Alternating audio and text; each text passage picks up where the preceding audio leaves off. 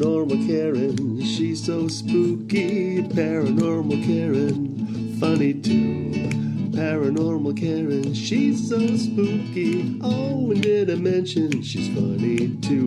Yeah, cha-cha-cha. Hey everybody, welcome to Paranormal Karen, the Halloween show episode. I'm so excited because I did not have I was scrapping stuff together. I actually had something that I will do on a different episode, which was John Zaffis is this famous demonologist. Ooh. And I have his book, and my friend was like, that's the scariest book I've ever read. So I've been pulling chapters, like just little paragraphs I can read to scare everybody. Oh my God. But so then my one of my favorite people, Angela Lovell, is in LA, and she's like, why did I come over? And I'm like, yeah. And then you started telling me stories, and I was like, oh no. Oh my God. This is the Halloween episode. This is the Halloween episode. Yeah, this has been the creepiest, craziest couple of weeks since July, since I did the Trans-Allegheny Lunatic Asylum investigation. Which is where we'll start, right? Yes, let's start there. But first, you have a thing coming out, and we're going to talk about it mostly at the end, but I want to preview it right now. Thank you. I have a psychic development masterclass. And your first class was great. Thank you. And I want you to do, because you know how I feel about you being mediumship stuff. You are obviously calling in spirits. That's a psychic. Yes, that's a sign of a psychic medium. That's okay. That clairaudience comes later. Yes, I'm doing a mediumship course where, and it's like everybody. That's the thing. Like, not everybody's a psychic medium, but everybody can talk to their ancestors, their pets who passed, loved ones who passed, the ghosts haunting their houses. Like, you still have access to a lot of spirits, even if you're not a technical psychic medium. But this comes out the 28th, right? Yeah. So it's the 28th or 29th, okay. And on the 30th, you're doing a big deal. Yeah. So you can get all the classes right now, and then on the 30th, do a crazy mega seance that I'm going to talk about the person who's been contacting me. Unsolved brutal murder. She's with me on this trip, which is crazy because she was murdered just down the street from where I live right now. And she wants people to know who killed her. And I haven't opened, but I have two of my favorite psychic mediums from Casadega. I just saw an orb over your head. From Casadega Hotel. I became really close friends with these people while I was in Florida with my sick mother. Now I'm moving back to LA, which I can't wait. I'm so glad. But yeah, we're going to have a full-on live Zoom seance where we're going to contact your people. Everybody's just invited in. Like, all your people, bring them in. And I actually want the people doing the course to help me get messages from this woman who wants us to know. And just before, we're going to cover more of this at the end. Is this, because what a great thing to do Halloween night. Oh, yeah. It's going to be so fun. The veil is thin all month. That's what's going on. And so it's East Coast time? Yeah, East Coast time. But I set it all, because there are a bunch of live Zooms, which will all be recorded. You'll get tons of stuff with this. We're doing it at a time where pretty much everybody, including overseas, can participate. I can't remember what time, but it's all on the website. If you go to angelalovell.com and click on courses, like, it's in there. So I'm so excited about this. It's going to be wild. Look at Toddy looking at you. Your little dog is so cute. She's the best familiar. She taught me the best lessons. She actually, it's so funny because I just did this shamanic retreat too, and where now I'm identifying as a shamanic witch, which is like a whole weird transition. I'm like, well, let's heal people and do high magic. Let's just have it all. I have to say, I think I'm adding to my, I may be adding a 30-minute energy healing because it keeps coming up. And, excuse me, and there were a couple of clients where I would say, I will do 10 minutes of healing of you on the end, and just see how it goes, and no charge. I'll do it after the thing. And it's been going very well. And because I used to do Reiki, and I just didn't feel like it was hitting the mark. So you can look for this, folks. I may put up like a really inexpensive 30-minute healing and add it to my thing. But it was not like, I didn't feel what I feel now. Like before when I used to do it, maybe that's the veil being thinner, or the downloads we're all getting, or it's just time. All of us who are open right now to the transition are getting crazy downloads. And it's funny because I didn't even want to do another psychic masterclass because it's so much work to put it together and everything.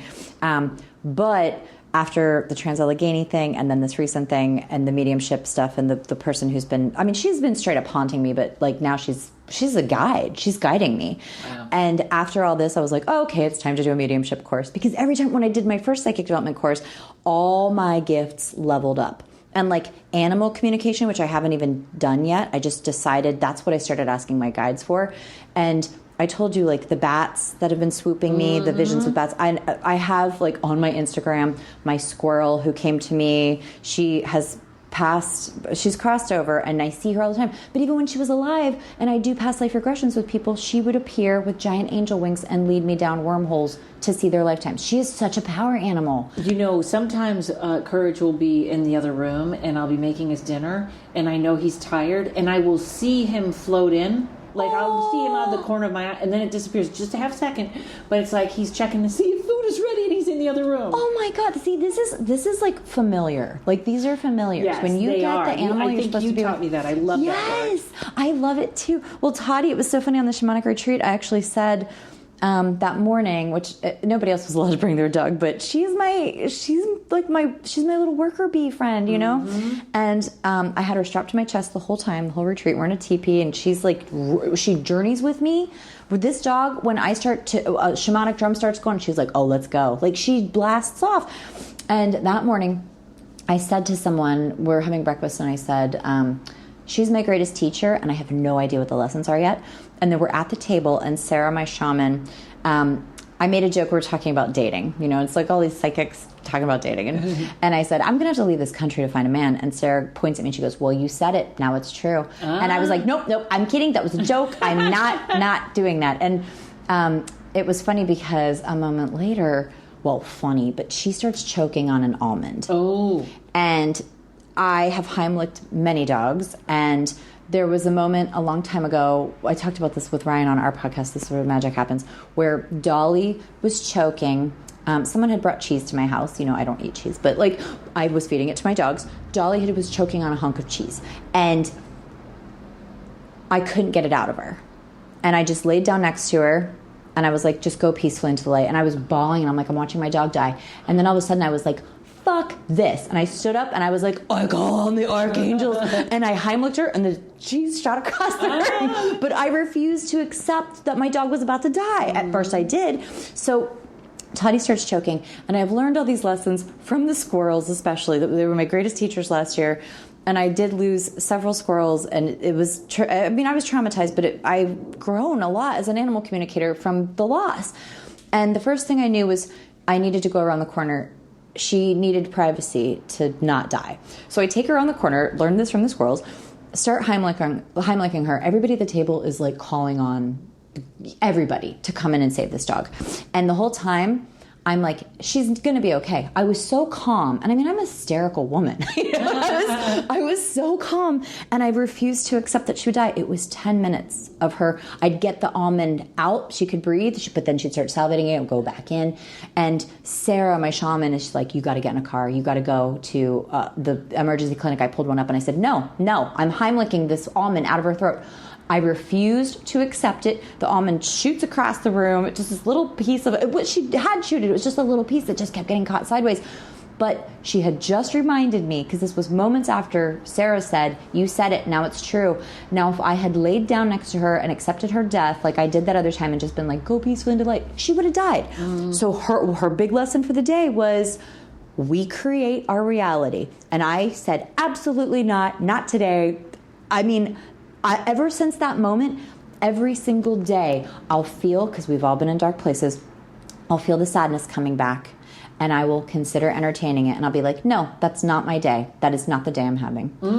But that is all from watching her almost die. So I do want to talk about the translator. And we want to talk about yes. that. Okay. I want to talk real quick, though.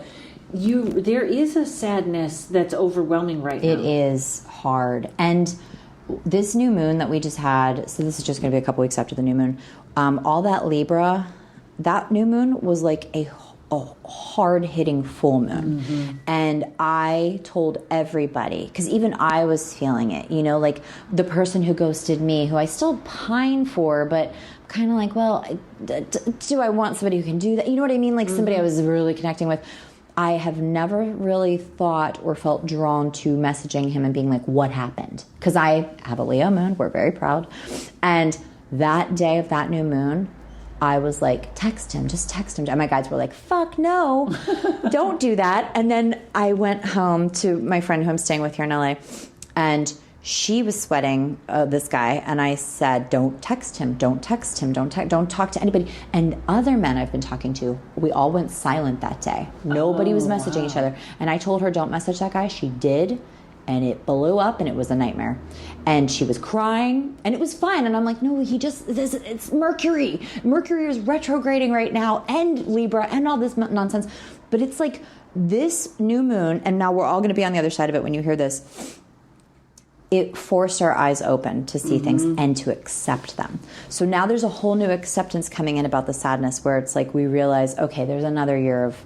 I'm getting like 1.5 on COVID weirdness. I think 2023 it'll be gone. Yeah, 2023 is when you told me I'm getting married. Oh, remember that? I haven't told anybody about that. That's great. Yeah, I think, well, this is the other thing too, and I don't know if I'm living differently, but I have the news off. I only watch the news on YouTube, and I also isolated myself. I used to be in these text threads with a lot of comedians, and at the moment I pulled out because I'm living in a bubble, okay? And I'm more creative. Yeah. I am going in and out of, I think, like I told you, all the weird past life stuff is sort of... but the collective energy is bad and funky. But living in this bubble, there is no fear. Yeah. There is no... I feel like I'm healthy all the time. I've been traveling. I'm not worried. Nobody's screaming at me about numbers that are half real anyways. So I think everybody take a break, because, in fact, when I hear about a mandate or something like that, I'm like, wait, what is going on? Everything is hearsay. Everything is hearsay. A lot of people are reading headlines and not, and I'm terrible about that. I know. Well, that's the thing. It will read a headline, and then because I was reading a lot of dry information, like a lot of research and stuff, and even that I had to stop because I wanted to trust my intuition on things. But I have been moving without fear for a while now, and it's like... it's life-changing. Yeah. I mean, I'm still doing all the right things, and I'm still I full-on wear an original N95 because I'm psychic, and I told everybody I had a box of N95s back when they were like the Cabbage Patch dolls, and I got them right before everybody ran out of them. So I was very lucky in that sense, but I still am milking this original box of original N95s. But I still wear an N95 when I go on planes. Like, I'm doing everything right. I was a very healthy person before. Yeah. But I started with, especially, and I didn't know this, talk about instinctive. They say if you get the virus, it attacks wherever there's inflammation. So if you have bad stomach, bad knees, that's where you're going to feel it first. Yep. So I have been doing, first of all, I feel like I finally gave into the green tea lobby, which was the strongest. They were shoving green tea on us, and now I drink like an iced tea.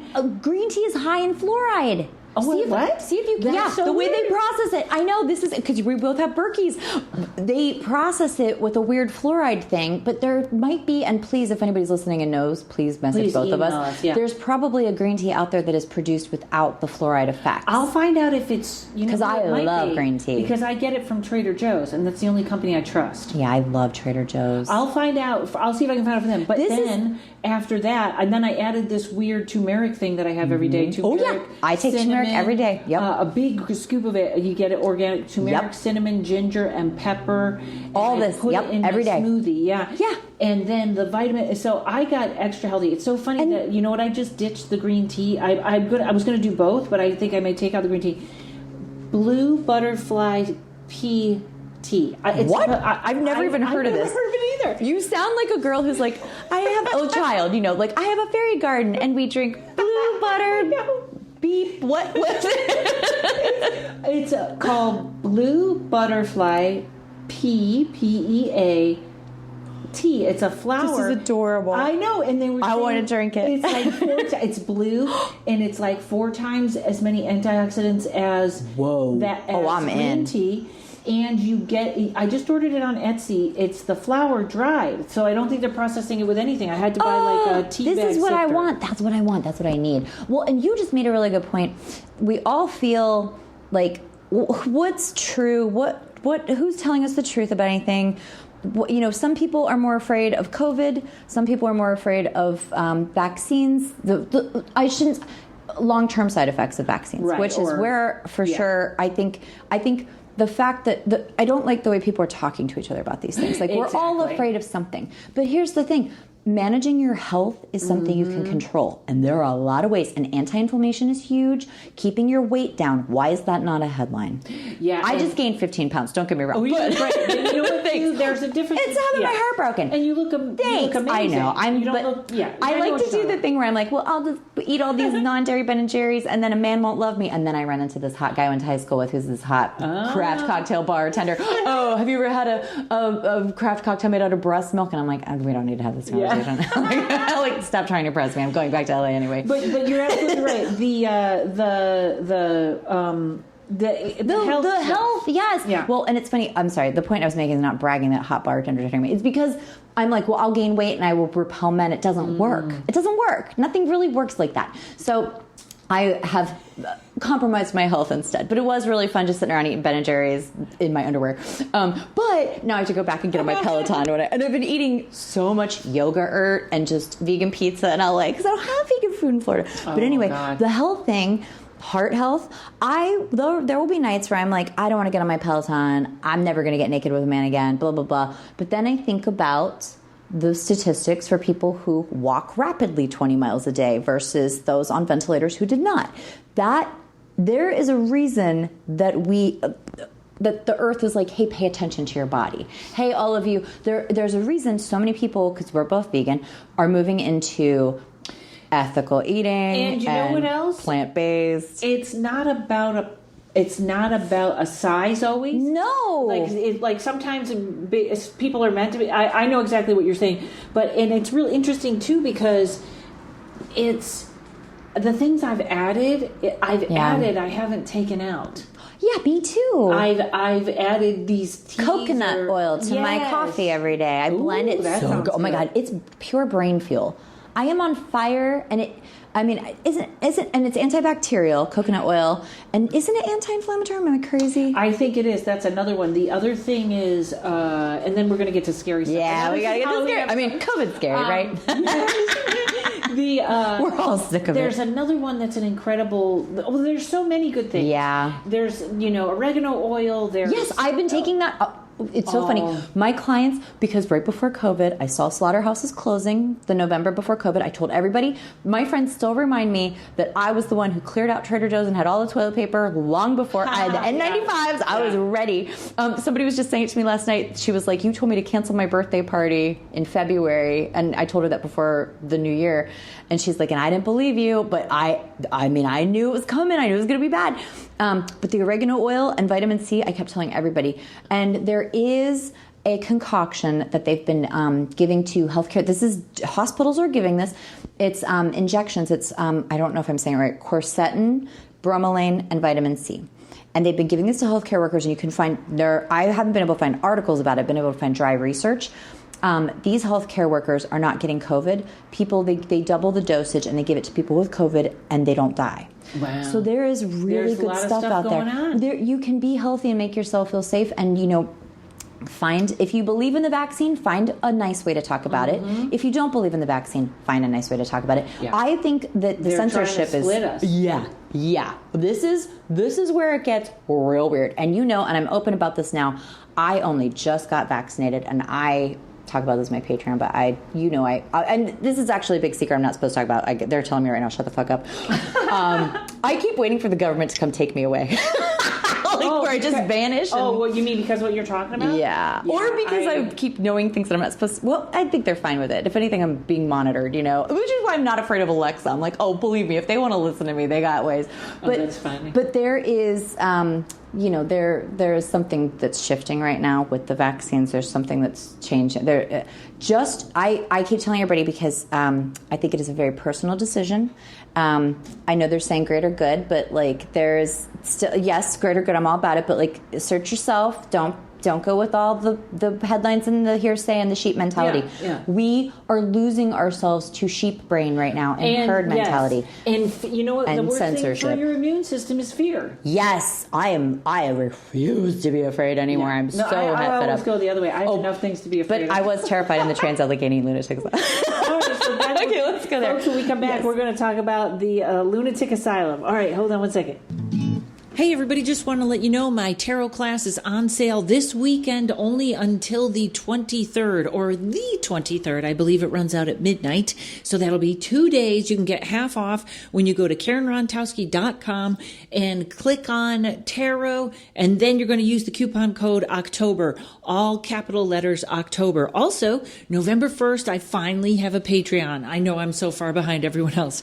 It is a tarot and psychic development, so it's going to be some paranormal, but mostly tarot and psychic development. I'm going to be putting up classes myself that are tarot classes, and we're going to be doing meditations and psychic exercises, and there's going to be homework and all kinds of fun stuff. I'm also going to have guests come on and tell us about their process, how they do their thing. So November 1st, the first class will be out. November 4th, patreon.com/Rontowski. So now tell me all about... Okay. This was... Which, by the way, I have to say, the Utica has a lunatic asylum. Remember when lunatic was a good word? Yes! Yes! I love, too, that it's still called... This place has been around since the Civil War. Over 100,000 people died. And what state is this in? West Virginia. West Virginia, okay. And they do daily tours, but I love being scared. Nothing scares me. Like, it's really boring. I love Halloween Horror Nights. I love all that stuff. But I go and I get jump scares get me. But like, I cruise around my neighborhood in the middle of the night walking with Hecate. Like, I'm like, scare me, come at me, and nothing is scary. But this was terrifying. We got locked in for the night. And we had 2 private guides, and this beautiful woman, Jen, if you ever do, and I'm like, I hope I discourage you from going here, but I mean, if you're into it, definitely learn your psychic protection. And I know my psychic protection, and I came back with 13 attachments. Ugh. I felt like I had parasites. I had an unproductive cough. I actually made a video and put it on my Instagram because it was so, I thought I had COVID. Did not. Also, I didn't. I really remember have the when you came home from this. I couldn't stop coughing, which is spirit, which is an attachment, which is, I mean, a cough for a psychic is usually a spirit attachment. And in there, what were you going to say? That's very interesting. Is there, what do you talk more, do you have more information about that? There are a few, like, I came home, well, the very first night from because I was making contact. The thing is, here's a big problem. You go into a place like that, and you're an empath. So you start to feel their energy, you start to feel their pull. Because I was with Jen, a person they knew very well, and she is such a beautiful spirit. If anything, I'm like, Jen, you got to find a new job. You can't work here anymore. Like, I told her all these things to do. She had a subhuman, like, try to take her down. And what you mean? Was that like a story she told there? Yeah, she was only telling me. She's very reserved about this stuff because a lot of people are like, "Well, you'll think I'm crazy," and I'm like, "Oh, trust me, I'm in it. Like, I will believe it." And she had a lot of psychic attacks, a lot of different things. That place, the top floor, all the energy, like, horrible people worked here. So horrible people did horrible things to patients. Which then attracts horrible energy, and horrible spirits. Thousands of lobotomies. A lobotomy is a murder. A lobotomy is straight up a murder. You've created a zombie. You know, we all know this. But like, thousands of murders in this place.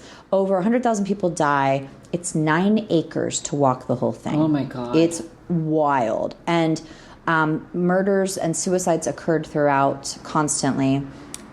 They did a thing, that little bastard, what's his name? Jack Osborne went in there with his producers and, I'm not supposed to talk about this. I remember. Oh, who cares? Well, you know, that's a funny. They antagonized a spirit. They took the mask that the murderer painted, and he murdered this man, and this man is a big, gentle ghost. And, you know, he hasn't crossed over. No, so many people in there haven't crossed over. He antagonized him with this mask and riled the spirit all up, and then it riles up everything, and then that portal on the top floor gets bigger. And you know, that's the thing about the TV shows that is, you know, people that, well, there's no evidence of this or that. You know, these spirits are not dumb. I always remember my friend Christopher Balzano talked about a story about a house in Boston, and they were live. They were taping live, and there's getting all these EVPs. They're hearing conversations, and then one walks in and goes, "Shh, they're taping you," and it goes silent. Whoa! Right, and so we're not supposed to be getting evidence. So if people think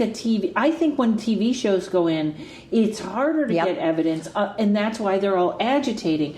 But, Yeah. These spirits, they were so sophisticated. They knew electronics, because we had a spirit box. Mm-hmm. And if you guys, I mean, I'm sure a lot of you are familiar with the spirit box, but that thing is always on fire. Those, yeah. Oh, they're so good. And it gives the power it gives them an extra voice, like a leg up in being able to talk. And I got some live ones on there, and it was so sad. The whole time we were in there, I kept telling them, I was like, there's no point in setting up the cameras. We're not going to get anything. They know what that is. And we did it. Everybody walked around setting up cameras. I have an interesting tip on that. But we just back to Jack Osborne.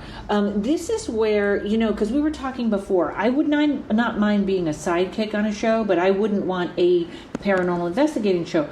Because when so they risky. push you, and I know half of the evidence, at least half of it, is faked. Yeah. But some of it, every once in a while, they get some. But I believe you can check this story, but I even think I saw it on a show with Jack Osborne, is someone told him not to go to the, where is it, the ranch in Utah. Oh my God, Skinwalker Ranch. Skinwalker Ranch. No. And as soon as he left, he got MS.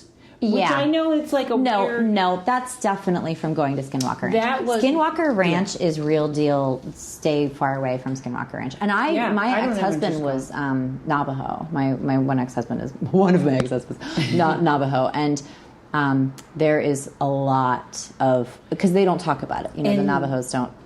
Oh, yeah. Because it sort of puts them in a bad light. But it's real. It's very real. And we don't have a place there. Like if you have the original, if you can get the original book, I had listened to it on audio. It was amazing. It was by, maybe it was George Knapp. He lives in Vegas. He's a reporter from Vegas. And he talks about how badly he was treated, that he was like the first UFO guy, and how awful they were to him. But one of the stories in there that I found so fascinating is...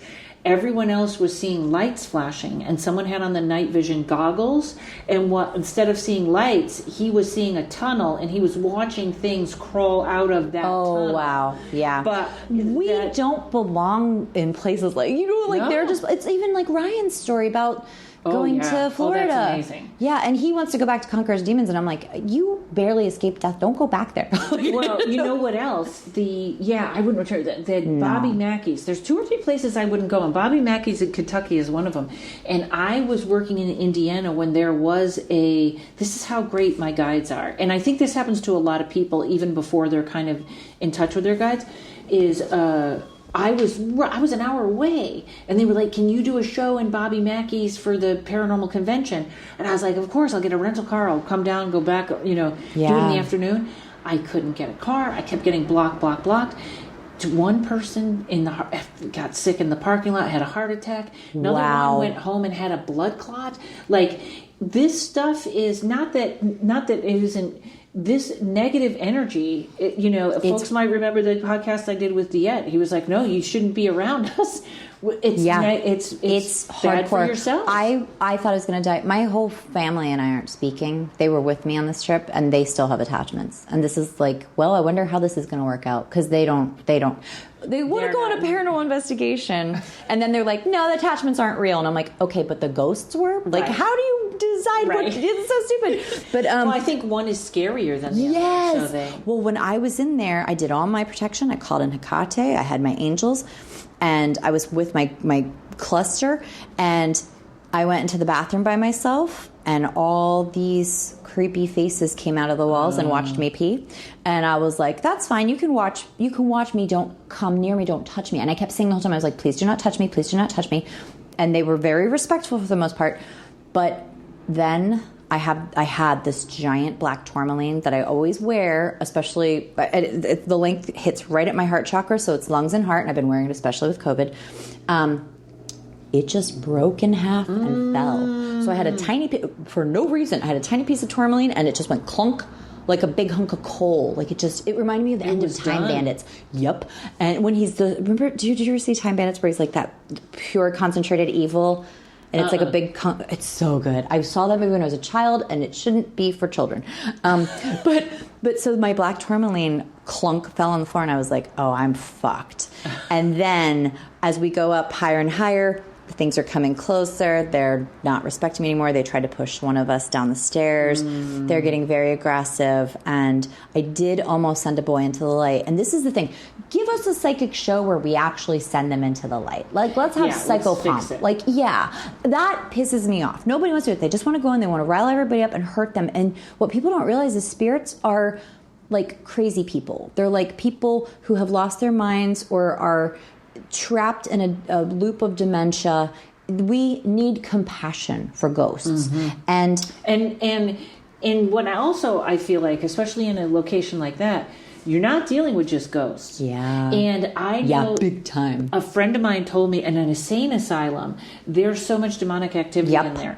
A friend of mine told me about this guy that used to work in an insane asylum, and there were two things that I'll never forget that he said, which was he said they brought a guy in. The guy bent over, put his head between, like he was standing like twisted in a pretzel with his head between his leg coming out the other side. And ran down the hall so fast no one could catch him. You'll see stuff, and there were plenty of, like, they felt like large insects. These subhumans climbing the walls in there. And I was like, this is not just spirit activity. We were in there, and I was like, I have fucked myself. Like, I knew this was a huge mistake. But it did lead to some huge healing. I've had a mother wound. That's actually a big thing. I have to tell you one more story. Because it's Halloween. The guy, I remember the guy saying that they put one guy that they couldn't control. They drugged him up so much, and they put him on a bed, and they came in, and he was being dragged up the wall by his feet. And they didn't put it together. That's the cross upside down. That's the cross upside down. That's hanged man. The stuff that went on in here, and the people who like were killing themselves, were killing each other. It was so beyond. There was no humanity, and that's they the just thing. Pulled their teeth out if they bite someone. Long before people they had a pile of ghosts. Long before it was stockpiled with that, there was such misery in there that it calls in more misery, and it calls in the demons and the subhumans, and they often travel underground, you know? And then at the end of the tour, they'll say something like, and it closed in 1986. And you go, 86? That we have been humane I think you just hit the number when this actually closed. Because I was like, wait, or maybe it's the 90s. We were like, what the fuck? Because there's black mold in the basement. Yeah, like, we were alive when this, and you're like, this is back in the 1800s. No. It was like, it was so sick. You could feel the misery. And this was the problem is I go in there and I'm like feeling all this sympathy and empathy and compassion. And when you feel that stuff, you open yourself up. And I came back, even that night in the hotel room, it was 5 a.m. and I'm doing my cleansing ritual, and I had a whole shit. I felt like I had a bunch on my back. And I'm at the point, because I do this in the shower, I have like a whole ritual. And first I shower, and then I do my ritual. And I'm at the part where I'm about to do the ritual, and the smoke detector in my hotel room starts going off. And I get out of the shower, and the wonderful young woman on the desk comes and turns it off for me. And I was like, why is it going off? She's like, I don't know, it's just your room. So I'm like, well, I'm clean, I'm going to bed. And I was like, you bastards. They almost tricked me because I was done showering, and I was about to start my ritual. So I did do my ritual. And I had to sleep with all the lights on. I was like, they're still here. How are they still here? And then I get back to Florida, and they're in my room. I saw 2 boys I brought home. I called my healer friend, Kat, who's actually she's one of the best psychic mediums I've ever met in my life. She's a shaman as well. And she is coming over to help me with the crazy thing that I'm going to tell you about, too, the ghost who's been haunting me like crazy. So she comes over to start helping me clear this stuff. And she's like, you have 13 entities, 13 entities all wedged up in your ancestral wounds. And she goes, the things that run in your family, the mental illness in your family, we have a lot. She goes, you've brought all of those. They could fit inside of you, and they're in you. And there was pedophilia, schizophrenia. There was harsh, heavy, horrible stuff from my family. And her purging them was very difficult. I went through bouts of mania, and I couldn't tell if I was like, wait, is this actually who I am, or am I manic because I feel insane right now because this energy is like coming out of me? And I actually got back to myself. Like my energy went, because I still had some attachments from before. So also, you know, I've been having a lot of problems with love lately, as lots of people have. And the mother wound is very prominent. All my psychic friends and you were seeing very good stuff too when we swapped readings that night. Like the love, there are blocks on love for me. Kat said, you won't have love until you heal your mother wound. And we go through this process of like getting all these things out of me, and I start to feel better, but my family is just disintegrating. Like they're all fine with each other, but like I'm the black sheep, I'm the problem. I want to interject just before I forget. Just for people who, and hold that where it's your family. For people, an insane asylum is not where you begin your ghost hunting. No. thing. Oh my God, no. Yeah. And also, good point. Remember what she said about being empathetic and being compassionate, because many spirits will mask themselves as children. You'll go to a haunted location and you'll be like, why are there all these children here? That is to open you up to their compassion. Yep. And and the attachment thing, that's very interesting because it fits in with where I feel like right now all our lessons are being ancestral jammed karma upon us. Yes. Okay. We have such an opportunity right now to clear, to integrate our shadows. Mm-hmm. This is a dark period because we're supposed to visit our darkest corners. And I've been doing a lot of shadow integration. I've been doing a lot of work, but my mother wound is a doozy. And I've talked about this a lot on my podcast, but like I'm a rape survivor of my mother's brother. And when I told my family what happened, I was 30 years old when I finally told everybody. I protected him even though he beat his wife to death and went to jail for that. I told everybody, and I was very concerned that they wouldn't be kind to him. Mm-hmm. Like I wanted them to still be kind to him, but I expected them to say, what a monster. And they didn't. Because this shit is normal in my family to them. It's normalized to them. And I had a decade of therapy to help me with it. And he raped me for 2 years of my life. And I kept getting angrier and angrier because they would like hire him to build their porches. They would like hang out with him. He's beaten a woman to death and raped a child, and you have him around your children. Like it was, I couldn't. Well, and which is such a message for him. Yes, and I expected to like have a relationship with him because I wanted to normalize it too. And I woke up to him trying to rape me one night when I was in my early 20s after he apologized for what he did to me as a child. It was so fucked up, and I told everybody in my family, and I was like, that's it. I'm done. Don't talk about him to me. Do whatever you want with him. Don't talk about him to me. But they would still push me. It was like poke the bear. Let's see how angry she gets. Crazy. My family they have a lot of ancestral trauma. It goes way back. So I recently started to go to therapy with my mother. Her idea. I'm blown away by this. Wow. And I didn't tell her I had to heal my mother wound. She brought this to me. I tell the therapist, because my mom and I just had this huge fight about my family pushing back after we all got all these attachments. And I said to the therapist, I'm done with hysteria. I'm not doing it anymore. It's not mine. It's not hers. It was her mother's. It was somebody else's before hers. I mean, my grandmother was like writing curses in Bibles and cursing people. She was a freaking master crazy witch, like bad stuff though. Invoking Christianity for, which is like lots of magic and evil forms do invoke Christianity and use the saints for bad stuff.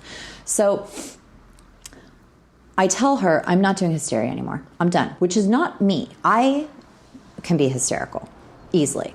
And even the drive to the airport when she was driving me out because I was going down the shamanic retreat, then coming to LA, we start to fight and she starts to get hysterical. And I said, no, I'm not doing it anymore. I'm done. I realized it wasn't mine and I put it down. I just put it down. I walked away from it.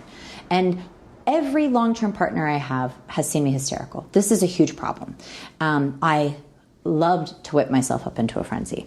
And even like breakups with friends, I go crazy, burn it all to the ground, take it all out. So I was like, I'm just going to be different now. I did enough of that. It's not for me. It doesn't serve me. Put it down. Go on this retreat where we're learning things in a teepee. And I'm just going to invoke two things, and then we're going to come back on the other side of the retreat. I will say this on every podcast until you guys are sick of it. When you were saying, is this me, is this mine? When under attack from a spirit, your mantra is, thank you. My name is Karen Rontowski and I know who I am. You would use your name. I could cry right now. This is if you guys remember anything from this episode, this is it. I think I've said this on 10 episodes. I repeat it every time. You say your name and you say, I know who I am, and that is going to hold your ground. Yeah. That is a great protection. And also, I was going to say, I think that if there's some dings on here from text messages, I apologize. I don't know. I didn't have it off. All right, folks, we're going to be right back. I'll hold that thought. This is fantastic. Hey, everybody, you having trouble with your kitty or your pooch or your penguin or your Neanderthal boyfriend? Either way, animal communicator Sonia King is to the rescue. You guys have heard Sonia on the podcast. She is one of my best friends. She has helped me out with Courage, a.k.a. the boss, so much. She has helped me when he was sick. She has helped me when he doesn't like his food. Sometimes he just pops in to tell her he's been very busy. That's the relationship they have. But whatever your relationship is with your little buddy or pal, Sonia can help you to understand what's going on. Whether there's an issue, you don't know if they're sick, they're acting funny, or they might just want to say hello. You might want to find their purpose in your life or just wonder why they bite the mailman.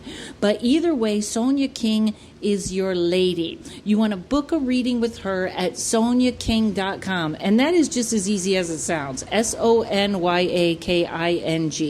soniaking.com. Book a reading with her and find out what your little ones are thinking. Okay, so we're at the shamanic retreat with Sarah Goff, one of my best friends. I have to know now. Yes, you guys are going to love each other. And she has learned a lot of earth medicine, really beautiful stuff. She helped me with my psychic awakening. And this is just something she's trying. She's not sure that she's really going to teach people how to be healers, because she's teaching healers how to be healers. And so she called in people she'd worked with and friends to test this on. And it's funny because I stayed with her a few days afterwards, and she was trying to make me sit in the teepee and be quiet for 18 hours. And I was like, fuck that. I am triple fire. I can't sit in a teepee for 18 hours, not after the weekend I just had. But she has like really great, powerful medicine for everybody. I love her. I'm in love with her.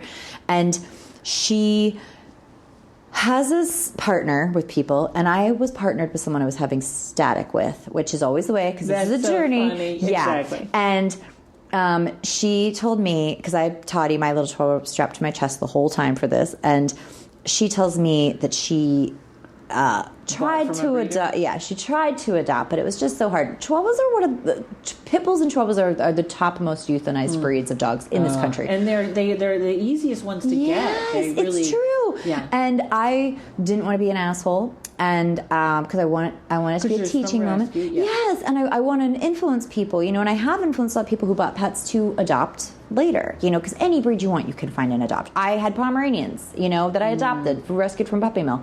Lots of problems with a purebred dog, like lots of physical elements, but so I get partnered with her because she's the only one I'm having sex with. Yeah, and I'm like, and we're pulling things out of a hat, and my guide said, no, this is good. You need a mother for this, and I was like, what? Because we're just doing. It's a very physical test to figure out which chakras need to be illuminated. And this is something, I'll do this on you if you want when I get back, because I want to practice on friends. And honestly, I don't know that I'll ever do this for money. I think I'll only do this for people I love, because it's good information to have. Period. Yeah, yes. It transformed me, totally transformed me.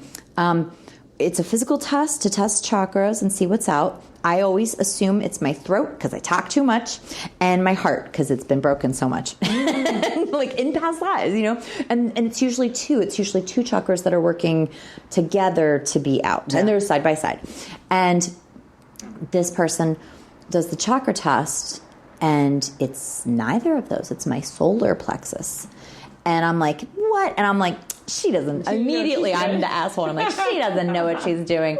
And Sarah points across the teepee at me, and she goes, mother wound. And I was like, oh, my God. And I'm like, it's on. It's on. Nothing could have prepared me for what happened next. When you say mother wound, it means your biggest wound, right? My biggest wound that keeps me from partnering. It keeps me from I mean, even just giving up the hysteria and the burn it down. It's all from my mother's side. It's all from my mother wound. And even, I have the spirit of, she's actually a Leo, spirit of a little Leo girl who wants to be born by me. And I'm like, sorry, baby girl, can't do it. Not doing it. Because I got a mother wound and that would be yours, and I've put this child off. And I had many miscarriages. I wasn't trying to get pregnant. They are very determined sometimes, your little baby spirits. But I lie down on the mat, and my partner starts to work on me. And there's a whole process. You open the aura, you open your aura, you do this so much. It's very intricate, and you have to be in a really good place. It was like surgery. I felt like I was on an operating table, and everything had to be precise. It was very. I was blown away, honestly, by the feeling of precision that was going on with all of us. And she starts clearing that chakra. She's pulling out, and I can see... Sorry about the motorcycle. I can see some of it, and it looks like black tar. So that's usually what it's always going to look like when you do this work on somebody. So she's pulling black tar out, and she's getting in there, really getting in there. And it goes all the way to your back. The chakras are deep. Well, I have very clear sight. Like, I see a lot of crazy shit. And I'm lying there. I see the mountains. I see a train. And I'm like, oh, is she from Salt Lake City? And my guides were like, baby girl, you're in Salt Lake City. And I was like, oh, right, we're in Salt Lake. So we get on the train, and the train starts to move. And we end up in old London town. And it's all black and plaguey. And it's not dead people. It's just death. Death lives in all these houses. And it's all black and dark and sooty, like it's been burnt. And the train is just going down a cobblestone street, and it stops at a door. This actually felt very Polar Express. Like, I'm like, what the fuck is this train track doing here? It stops at a door, and the door is purple. And I'm wondering, because sometimes when I see stuff like this, I'm like, is this the person's? Is this my partner's, or is this mine? Later, when I did her, when I was able to return the favor, and man, she had some stuff in her. We all do, and we're healers. Now it's like a different door or layer has been opened, so it's more than we thought. And right now, with the veil being so thin, it's at the surface. My rage is like if you had asked me last year, I'd be like, no, I'm over it. I don't have this year. Holy cow! Well, this is good though, because this means you can take it, you can have it removed. Oh, good. Like now, if it's at the surface, let's do it right now. Yeah, I'm serious. I'm like, let's go in light after this. I'm serious. Oh yeah. Do you have a? Well, I'll talk about this later. I'm like, if you have the tool I need, we could. I can totally do your chakras after this. Okay. So I see this purple door, and she's a professional therapist, and she's helped a lot of families, and she does good work, and she is precise. She's a great human being, and I'm sorry we make up stories about people, and that's part of shamanism is not creating stories around situations, practicing non-suffering, non-judgment. What's the other one I keep forgetting? Non-attachment. And man, I'm there. I'm so there. This everything got blown open. So I see this purple door, and later I see all this amethyst with her. She's like, I saw a shark come up out of the water with amethyst teeth, and I said to her, "Who's the Pisces?" And she goes, "My little baby girl." And Pisces get a bad rap, but they're the monsters of the ocean. She had all the people around her had all this amethyst. I say monsters of the ocean in a good way. They're fighters. Pisces have the most serial killers, too. So is it Pisces? Because it's definitely one of the mutable signs. Or is it Gemini? I thought it was Pisces. Or Virgo. It's always different. It's not Sag. I am Sag, but we have a lot. Scorpio. Scorpios, I don't think in the top 4, but it's all the 4 mutables. Sag, Gemini, Pisces, and Virgo are the mutables, and they all love to kill people. I know it. I do remember that it is Pisces and Gemini because it's always the double. Oh, that makes sense. Sure, it's the double. I thought the other one was Scorpio. I thought Virgo was the number. I mean, maybe Scorpio's number 5. Maybe it's anyway. Who's counting? Go ahead. It's probably Gemini. Gemini's my favorite. So we go into this purple door, and it's the inside of the teepee, but it's black. It's charred, and I'm like, oh my God, we're on the flip side. We're on the Black Lodgy. What is this? And she has been clearing me for a while. And my breathing is like, there's terror in my heart, but I have no idea why. I see stuff like this all the time, but I know something is about to shift. Something is about to be revealed. And the whole process is called illumination. And I hear her say, she's like tugging, and I feel her tugging on me. And she says, I've got a cord here. And Sarah leans over and says, it's an angelic cord. And I'm like, leave it alone, don't go near that cord, don't go near that cord. And Sarah goes, ask if you should cut it. And I'm lying there, and I'm like, And I hear above, my guides above say yes. And I hear a guide below, a guide, say no. A fallen angel? Well, I'm going to learn more about what this was soon. They keep, whenever I try to look, they're like, you don't need to know right now. But she says, and I don't say anything out loud. I'm just lying there. I'm like barely in my body. And I hear her say, I got a yes or a no. And it comes like this breath comes from below, fills me. And tears start coming out my eyes. And I say, I got a yes and no too. And Sarah goes, cut it. And I'm like, no. I like, even to think about the way it felt, I felt like I was about to be murdered. And I see a pit of hell in this black teepee I'm in open up, fire. And when I was a child, something showed this to me a lot in my house, in our very, very haunted house that had portals and terrible things in it. And I'm like 4 years old in this house. It's the exact same thing opens up, this fire pit to hell. I see what looks like Carrie at the prom, soaked in blood, a young woman. She is screaming hysterically. She's screaming just like my grandmother, just like my mother, just like I have. You're just gonna kill me. You're just gonna kill me. You're gonna send me to hell. Crazy. Totally crazy. And she's holding onto a pulley, and there are flames all around her, and she's being sucked down. Now, one of my guides was like, she's lying to you. There's no hell. You know there's no hell. I mean, there's stuff like hell, but she's not going to hell. Let them cut this cord. And I am heaving. I'm barely able to breathe. I'm sobbing so hard. Kat had just said to me, she's like, it's not because I intimidate men. Yeah, and lots of us do. Lots of strong women do, for real reasons, for good reasons, because we're independent, we're feminists, and we fight for equality. And Kat goes, you have a survivor who leads, and she doesn't need to lead. She trusts that she's there. She's got to go. The survivor is scary.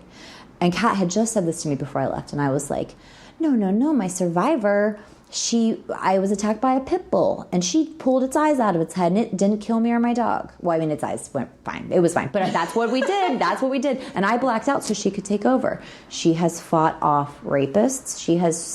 And I black out. I blacked out during my childhood trauma with my uncle. Somebody else was handling it. You know, she has served me. And Kat told me I had to get rid of her, and I said, no, absolutely not. Like, she just has to be integrated like my shadow. So I see this woman covered in blood screaming the screams that I've heard my whole family scream. And I feel my nipples harden. And it's hot. We're sweating in this teepee. Like, it's hot in this teepee. As they cut the cord, my breasts erupt with milk. So much that it's pooling in my armpits.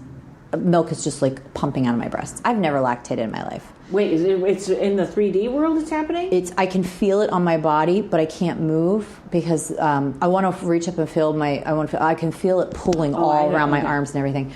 And she goes away, gone. It all goes black. I walk out of the teepee in London town, which I'm guessing is where we got her, where my family picked her up. And I get back on the train, and all the tracks, and visions are strange, and anybody who's clairvoyant knows this. Like, I just know I'm on a train. I don't see doors and stuff, but I see the tracks. Like, I'm low, like my vision is low on the tracks.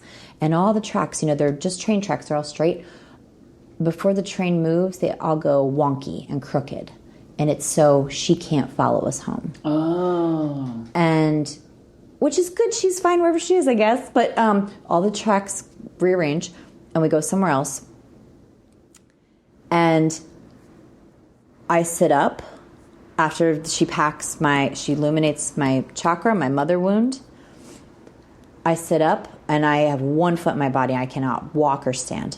And so this happens all the time when I do shamanic work with her. She's like, you need to go stand barefoot on the earth. And I'm like crawling out of this teepee. And at this point, it's funny because Tottie's up in her room. My dog is up in the room because I had a feeling I couldn't, like she couldn't have been there for that.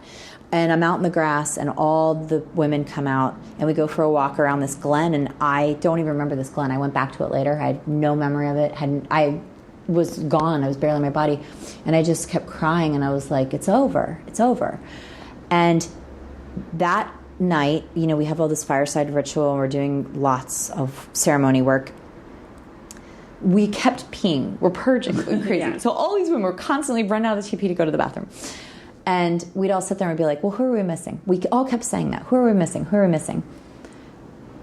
And we realized, and then at the dinner table, we'd stop eating, we'd be like, who are we missing? Who are we waiting on? I asked them, because I kept thinking to my left, somebody's gone. Somebody's not here. I asked them, where do you feel we're missing? And all the women in the TP pointed to my left. At the dinner table, to my left. The left hand, the left path, you know, the left is like... Mm-hmm. She was so big. I know, too, like, I know she kept me alive, but she kept me alone. And then we're sitting at the dinner table, and I say to Sarah, what did you mean when you said angelic cord? And Sarah had a mouthful of food, and she goes, I didn't say that. Food's falling out of her mouth. She goes, I never said that. The person next to me who was my healer said, she never said angelic cord. And this person's clairaudient.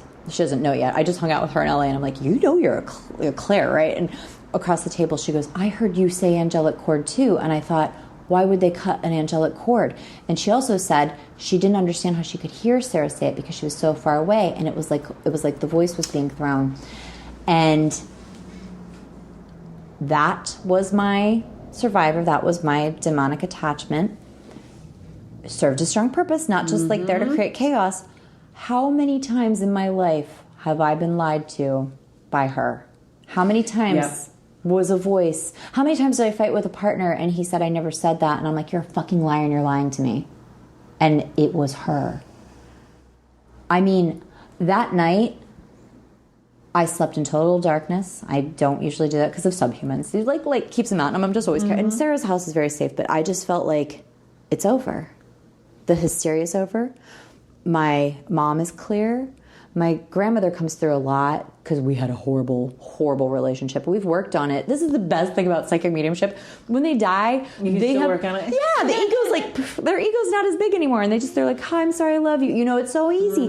But like, I think about my cousin's little girl, and I think, well, both of them had little girls. And one of the main reasons I don't give birth to this human is because I don't want her to hurt. And it's always, she'll just hurt the way I did. And, you know, a lot of us think that. Like, all the same things that we've been told, you know, women have to be so vigilant to survive. And I didn't want her to be in a world where she had to be that way. But those little girls do not get this creature. She's gone. And I'm like, oh, this is great. And everything got sped up where... You even told me this, you're like, I don't see you coming back to LA. Every one of my psychic friends was like, you're not coming back to LA because I had to do work with my mom. My mother wound. I come to LA. We're playing with my friend Suna's pendulum, and her pendulum is hot. She has a good guide attached to that thing. And I'm asking about coming to LA in 2022, and it's being really weak. And Suna goes, ask about December. And I said, I'm not going to be able to come back in December. And she goes, no, they said December. And I asked. It was a huge resounding yes. The very next day, I got an apartment. Somebody offered it to me. Nice. See, I think that is, and this is where time is, even in my readings, I always say, give me a wide berth on time. But when we're clearing our stuff, everything is happening faster. And especially women looking for the one, which is a phrase I hate.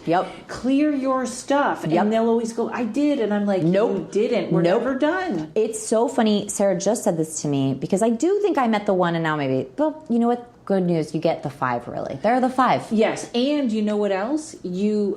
I believe the part of that person that seems like the one is transferable. Yes, agreed 1,000 times. It goes on to someone else and you get it in a different form. Yep, I totally agree. She said something so beautiful to me about soulmates because she works with a lot of soulmate experts. And she said, whenever you meet a soulmate and you're like, oh, I met a soulmate, buckle up because shit's about to hit the fan. Twins. Everything explodes. My whole life exploded. And I do think I absolutely believe he's a soulmate. I don't know that this is our time. Well, soulmate, I always give, again, a soulmate is here to teach you. So is it good? Is it better to marry a soulmate, or is it ready to marry someone unfamiliar? So many soulmates you're not even supposed to have sex with. They're supposed to challenge your soul contract and then fuck off. That's it.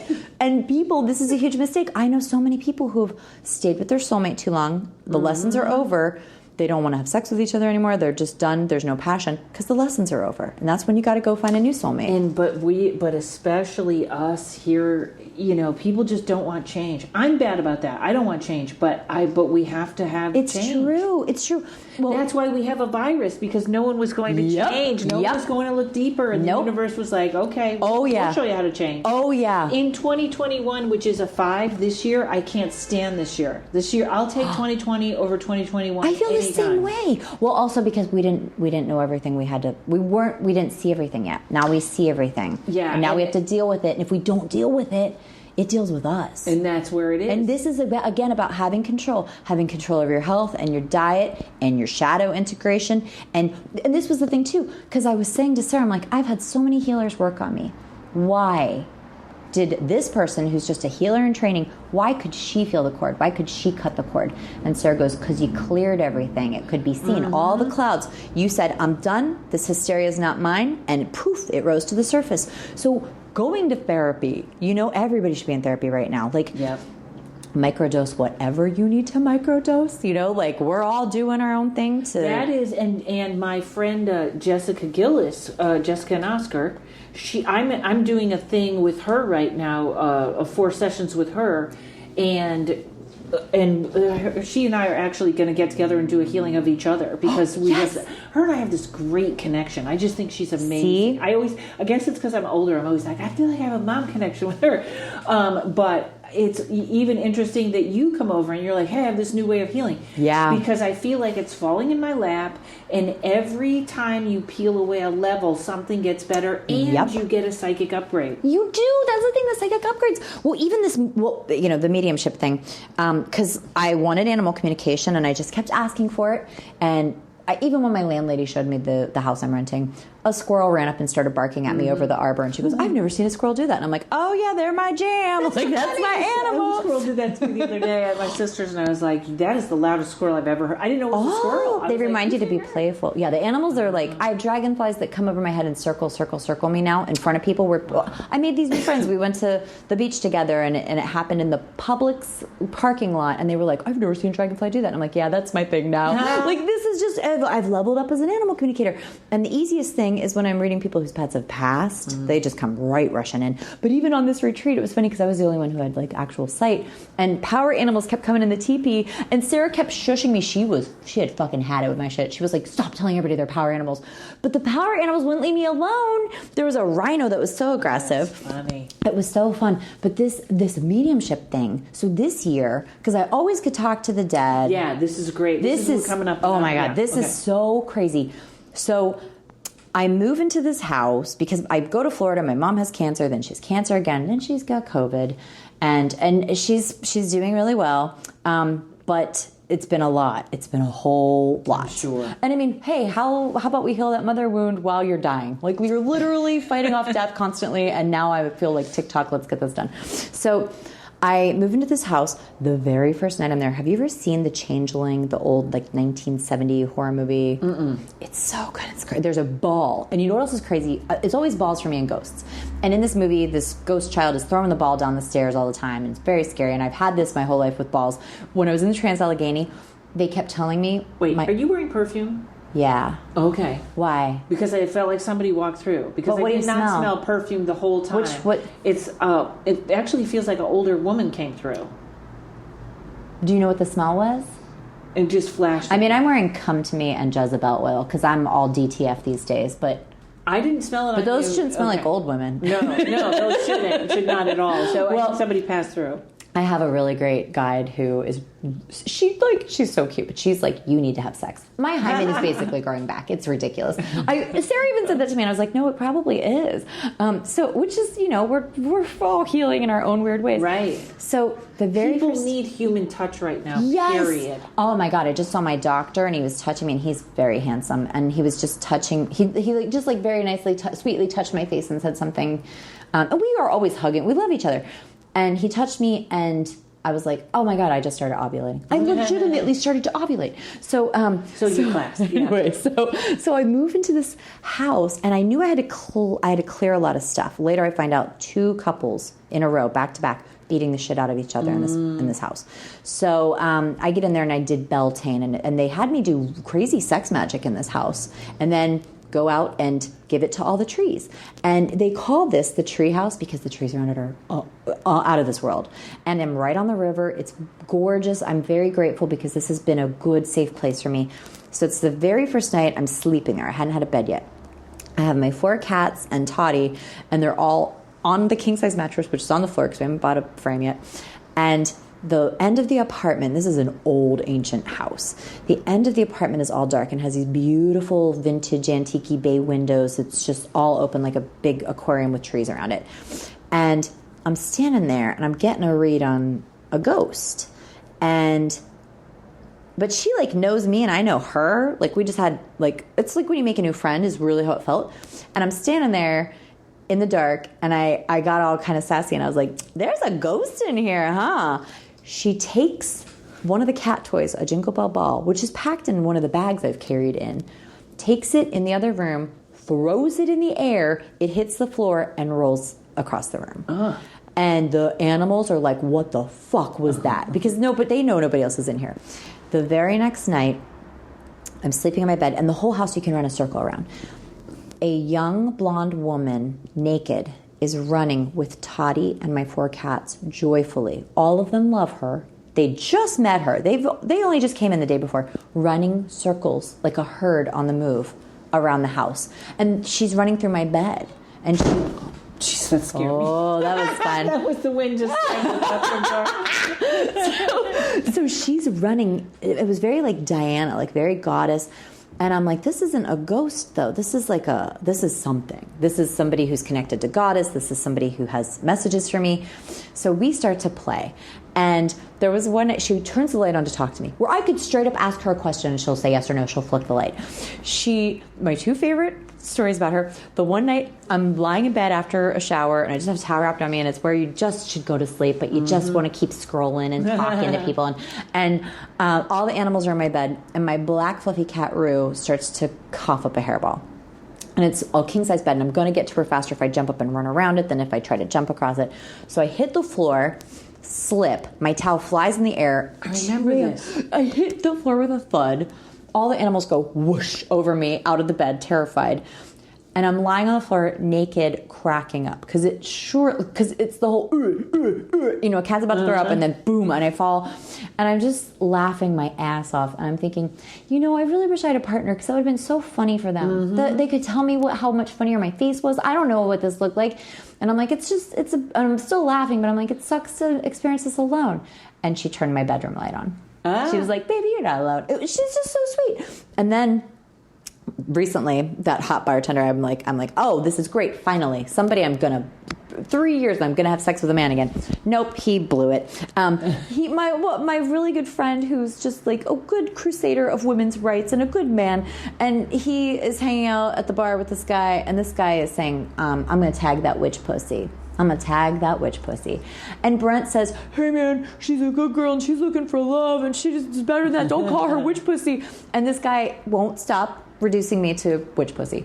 And Brent calls me. He's like, don't go to his bar. Don't see him. Because these are my friends who actually try to set me up with this guy. And I mean, honestly, like, who wants to date a bartender in Florida at my age anyway? I mean, really.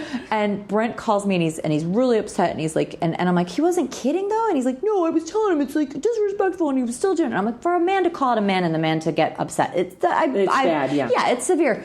So I say to Brent, well, do you mind me telling him that you told me this? He goes, yeah, you tell him I told you. He knows I'm going to tell you.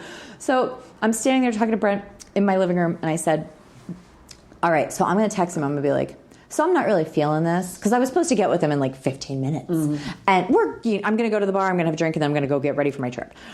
And he thinks he's going to fuck me that night, which, wow. I mean, you're not that hot. So he goes, Brent, I tell Brent, I'm going to message him and say, sorry, I'm not feeling it, but Halloween's coming up, so I'm sure you'll find some witch pussy. And Brent starts cracking up, and she flashes the light. She's loving this witch pussy comment. I did buy witchpussy.com, by the way. But then I go out with my friends, and there are some people from high school, and we're drinking at an outdoor bar, socially distanced because it's Florida and we're smart people. And we start talking about this brutal murder out of nowhere. I said to them later, I was like, how did we start talking about her? It was something I totally forgot. Jennifer Duffy. She was 21, blonde, stabbed to death in her bed. They never caught the person. Brutally stabbed to death. Did they think it was Ted Bundy? No.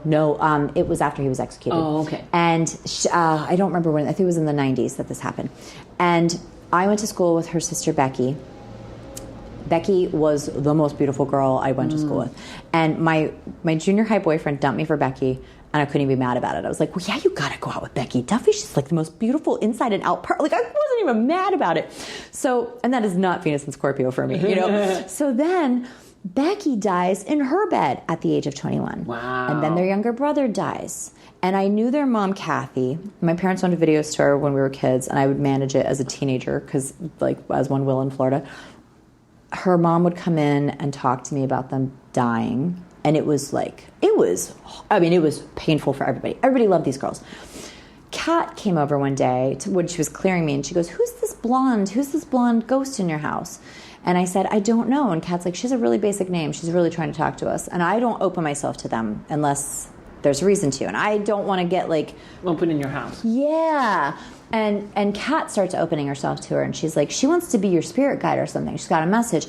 And Kat's like, she didn't die in here. She died over there, and she points down the street. And I'm like, yeah, I can tell and this is being a psychic medium. They feel you. They come in. They want to tell you their whole story because they're desperate for somebody to help. So we're all talking about Jennifer Duffy's murder. And somebody says something about a guy we went to high school with. I think his name was Tao. I can't remember his name now. He raped and stabbed 2 old women. Excuse me. Bless I couldn't you. get that off. I was trying to turn off the thing with him. Well, he raped and stabbed 2 old women right around my house. Wow. And they caught him. And I'm like, oh my God. I said, well, where was Jennifer murdered? And my friend Angela looks at me and she goes, like right next to your house. And I'm chilled to the bone. And they thought he might have done it because he had done this to other women. They have some kind of DNA. They have something that they haven't told the public about, but they ruled him out. He didn't do it. So I go home. I am freaking the fuck out because I'm like, okay, there are no coincidences. I pushed this murder down into my subconscious. I walk around here at night doing crazy shit, real weird stuff, witchy stuff. But I walk with Hecate, like I'm not afraid of stuff. If anything, I'm looking for a fight a lot of the time. Or a possum. I just love them so, and they mean protection. When you see them, they mean protection. So I get on the internet and I start Googling, and there's not a lot about this. But we were talking about her. None of us can remember how she came up. It was that day, the 30th anniversary of her murder. Oh. And my light comes on, and I'm like, Jennifer, oh my God, it's you. And I don't think I ever even met her, but I loved her mom. I loved her sister. I may even reach out to her mom and see if she wants to come. I mean, this is a delicate thing because you can't be an asshole. Right. People hurt, you know.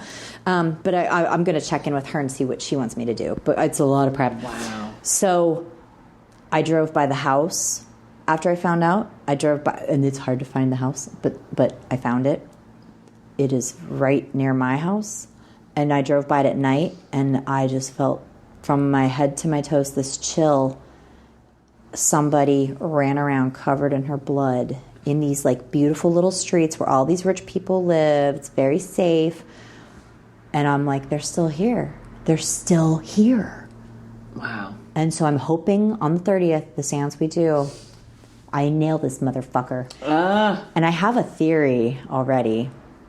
Well, it's interesting because bringing in all these people and bringing in all this energy is powerful. Yes, and now I'm going to level up as a psychic medium. And like, I don't need anything out of this. It's just now, because I am fascinated by all this, and I love to go down a rabbit hole on just about anything interesting, and I don't want to learn too much more, and I'm not going to tell my two psychic medium friends anything. And if anybody wants to participate in the seance, like, go get the course. You'll get all this information. You'll get to do this with us. Don't read about it, because we want true, raw info. We want her info. We don't want trickster. And that's one thing you'll learn in the course, is how to tell the difference between a trickster and a real guide or a real spirit, because tricksters are just bored and playful. But man, I am like, I know that this flips a switch for me, and I'm like, is this going to be like, I mean, like, what is this going to, I can't wait to find out. I love this. But also, I know. she's with me now, and I think she wants to stay with me. And like, she will give me as a guide what I give her as a person who deserved better than that ending, you know? That's excellent. Oh my God. Okay, so tell everyone, AngelaLovell.com. Yeah, AngelaLovell.com. Go to courses. You can find me on Instagram. Yeah, it's Dear Witchy Poo. I'm branding now, okay? Like, people keep talking to me about how I'm supposed to be better. Dear Witchy Poo is also my podcast, where I talk a lot about witchcraft and shamanism and all this good stuff. But yeah, come do the course with us. Even if you're listening to this after October 30th, all this will be recorded. And all the Q&As that I'm doing with people who are signing up for the course, you'll have access to all of this. It's going to be wild. And by that, I hope we have the murderer. Yes. And even if it's later, sign up and go back and watch. Oh, yeah. Yeah, because it's still I'm doing it as a whole course that you can take years from now. Excellent. And for some reason, you are in Chicago this weekend. I am at Rosemont doing my special Tarot Halloween show. Oh! Yes, but everybody probably already knows it already. I'm doing that for the 28th, 29th, 30th in Rosemont, the Rosemont Zanies, and then on the 31st, which is a Sunday, I am at the downtown Zanies. Whoa. So, yeah. Please do this in LA next year. When I get back, we're doing seances. Public seances. Be great. Oh, that'd be great. We have to find a place. Yeah, I have to find I got some. Yeah. Well, and Prairie, one of my best friends who I do Conjure the Cocktail with, which we've been on a hiatus for a while because she has big things and I have big things. She's a cocktail person, and we're going to do like witchy potions that you drink to help you get into the seance. And it's going to be so magnificent. I can't wait to come back. I'm so glad you came by and made this Halloween episode with me. I know, me too. Halloween's the greatest. It is. And so are you. AngelaLovell.com, everybody. AngelaLovell. Yes, it's the Smith of the Romani people. Lovell. I didn't know. It's the second most prominent among gypsies. That is awesome. And thanks to Mike at Uno Rising Media. Folks, we'll see you all next week.